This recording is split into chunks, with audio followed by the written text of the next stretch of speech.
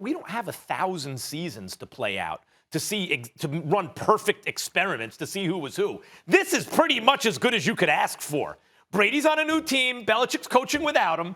And by the way, if anything, the coach has the advantage because when the coach is older, he should still be good. Brady's 43. So the answer, does this affect Belichick's legacy? The answer is yes. He has to now win without Brady. He can't just, that's a good coaching job. He went 8-8 this season. Nope. He's got to make deep playoff runs. He should win a ring without Brady before all is said and done, or his legacy, the great debate, is it more Belichick or Brady? Shockingly to me, will be won by those who said, no, it was more Brady. Yes, this is a big deal. It's a big deal, but not for Bill Belichick, the coach. I have no questions about Bill Belichick, the coach, because in the sport of football, it takes more than just a quarterback to win it, as we learned last night. You consider what happened on defense, you consider what happened on special teams, and you have an overseer that allocates responsibility to other people, the people he picks to put in charge, whether it's offensive coordinator, defensive line coach, linebackers coach, quarterback coach, et cetera, et cetera.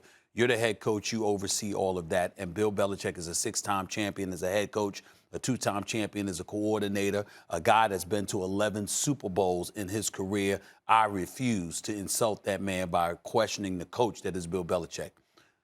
Bill Belichick, the GM, however, is an entirely different conversation.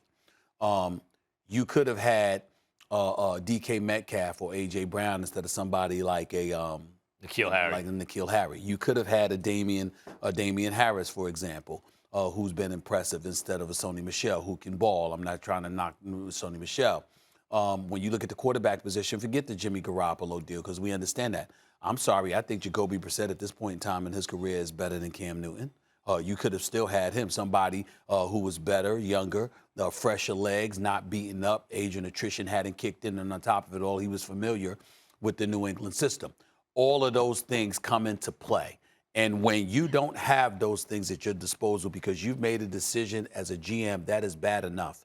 But when it gets incredibly egregious, y'all, is when, as I reported and I told you last year, Tom Brady would have stayed if he believed he was wanted by Bill Belichick. Owner Robert Kraft would have found a way to make it happen if Bill Belichick has shown enough respect and enough affection for Tom Brady to let him know you're wanted, you're valued. But that was not the case. So Tom Brady was hell-bent on going elsewhere to prove what his value was. And when you listen to these guys on the Tampa Bay Buccaneers speak about Tom Brady, it's not just guys on the offensive side of the ball. It wasn't just Leonard Fournette. It wasn't just Antonio Brown. You talk about Shaq Barrett. You talk about Devin White and others. You talk about Ndamukong Suh, who was interviewed by Greeny this morning on Get Up.